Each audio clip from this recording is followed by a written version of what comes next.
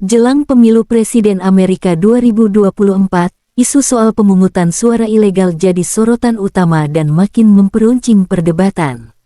Ada klaim bahwa warga non-Amerika atau mereka yang nggak memenuhi syarat ikut menyumbang suara, memicu kekhawatiran tentang integritas pemilu.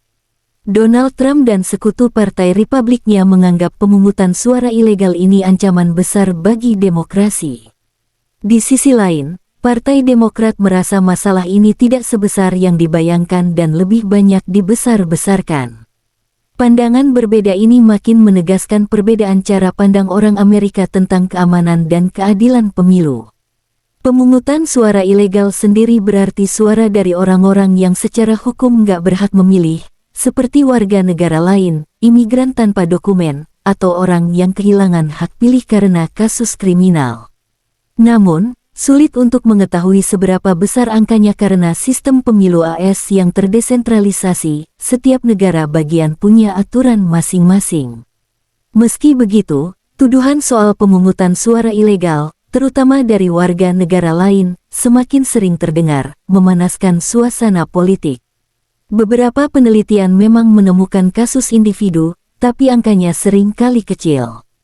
Misalnya, Institut Akuntabilitas Pemerintah menemukan bukti bahwa ada warga negara lain yang salah daftar untuk memilih, biasanya karena kesalahan administratif, bukan penipuan yang disengaja. Ini menunjukkan bahwa isu ini sangat politis. Bagi Partai Republik, pemungutan suara ilegal adalah ancaman nyata, terutama di negara bagian swing states yang hasil pemilunya bisa dipengaruhi oleh sedikit suara.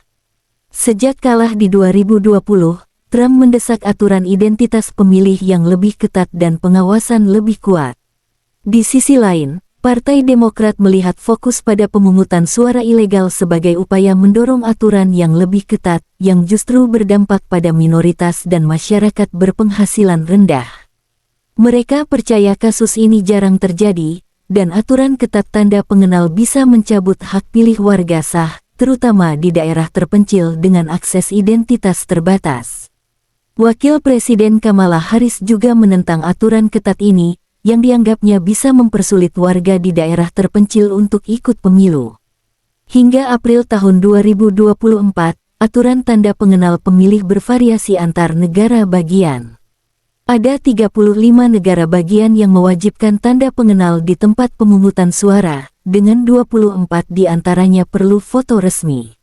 Sementara itu, 15 negara bagian tidak perlu tanda pengenal, termasuk New York, Washington DC, dan California. Perbedaan aturan ini memunculkan kekhawatiran bahwa negara bagian tanpa tanda pengenal lebih rentan terhadap pemungutan suara ilegal.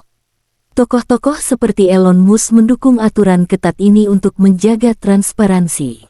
Beberapa negara bagian seperti Georgia dan Texas sudah menerapkan tanda pengenal di TPS, yang dianggap Partai Republik sebagai langkah penting mencegah penipuan. Saran untuk menerapkan teknologi seperti identitas digital atau verifikasi biometrik juga mulai muncul, tapi penerapannya secara nasional butuh perubahan besar. Mendekati tanggal 5 November tahun 2024, isu keamanan pemilu dan akses pemilih tetap jadi sorotan utama, membawa pertanyaan besar tentang bagaimana AS bisa menjamin pemilu yang adil, inklusif, dan aman bagi semua.